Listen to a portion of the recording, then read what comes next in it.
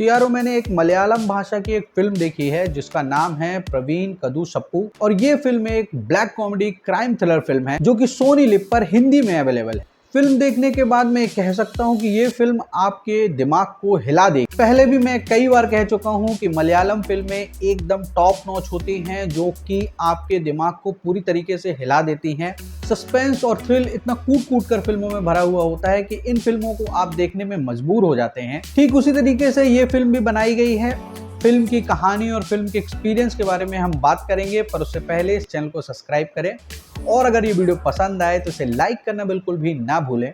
तो सबसे पहले हम बात कर लेते हैं फिल्म की कहानी के बारे में। तो फिल्म की कहानी की शुरुआत होती है एक ताड़ी शॉप से जहां लगभग 11-12 लोग मौजूद हैं। साथ ही उस ताड़ी शॉप का जो ओनर है कम्मन बाबू, वो भी उस रात उसी ताड़ी शॉप में मौजूद है। रात में घंघोर बारिश हो रही होती है और कुछ समय बाद जो वो 11 लोग हैं वो पाते हैं कि जो उस ताड़ी शॉप का जो ओनर है कम्मन बाबू, वो एक रस्सी से लटका हुआ पाया जाता है। अब ये 11 लोग जो शॉप में हैं वो एकदम शॉक्ड हैं, क्योंकि उन 11 लोगों के अलावा ना ही उस शॉप में कोई आया है और ना ही उस शॉप से कोई गया है। इस बात की जानकारी जैसे ही पुलिस को होती है, पुलिस का इन्वेस्टिगेशन शुरू हो जाता है और इन्वेस्टिगेटिंग ऑफिसर होते हैं एसआई संतोष, जिसका रोल प्ले कर रहे हैं बेसिल जोसेफ। एसआई संतोष अब तक 15 केसेस सॉल्व कर चुके हैं और उनका मानना है कि पुलिस की मार पिटाई की जगह केस को साइकोलॉजिकल तरीके से सॉल्व किया जा सकता है। एसआई संतोष जब शुरुआती इन्वेस्टिगेशन कर रहे होते हैं उस समय वो पाते हैं कि कम्मन बाबू ने आत्महत्या नहीं बल्कि उनका मर्डर हुआ है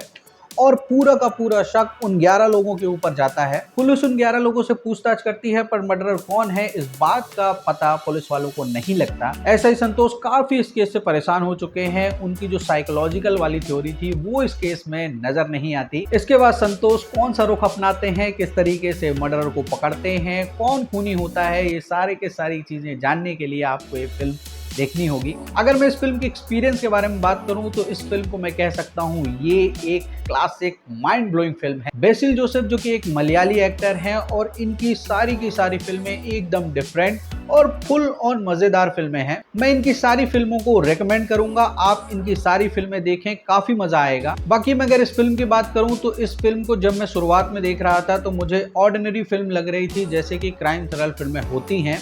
लेकिन जैसे जैसे इस फिल्म की कहानी आगे बढ़ती है आपके दिमाग को पूरी की पूरी तरह ये फिल्म घुमा देती है। मर्डरर कौन है इस बात की जो सुई है वो आपके दिमाग में चुभने लगती है और आप खुद फिल्म को देखते हुए दिमाग में ही इन्वेस्टिगेशन शुरू कर देते हैं। फिल्म की कहानी इतनी घुमावदार है कि उन 11 लोगों के साथ साथ उस इन्वेस्टिगेटिंग ऑफिसर, उस पुलिस वाले पर भी शक होने लगता है कि कहीं यही तो मर्डरर नहीं है। बाकी इस फिल्म में अच्छी खासी कॉमेडी आपको देखने को मिलेगी। जब आप ये फिल्म देख रहे होंगे तो ऑल ओवर द फिल्म हल्की फुल्की हंसी आपके चेहरे पर बनी रहती है। तो फिल्म एंगेजिंग है, ग्रिपिंग है और मर्डरर कौन है इस बात की घंटी आपके दिमाग में एंड तक बजती रहती है। हालांकि इस फिल्म की जो एंडिंग है वो आप पर छोड़ दी गई है कि पुलिस वाला उस मर्डरर को पकड़ता है या नहीं। बाकी ओवरऑल फिल्म की बात करूं तो एक बढ़िया फिल्म है जिसे आप सोनी लिव पर देख सकते हैं। तो जाइए देखिए। Thank you.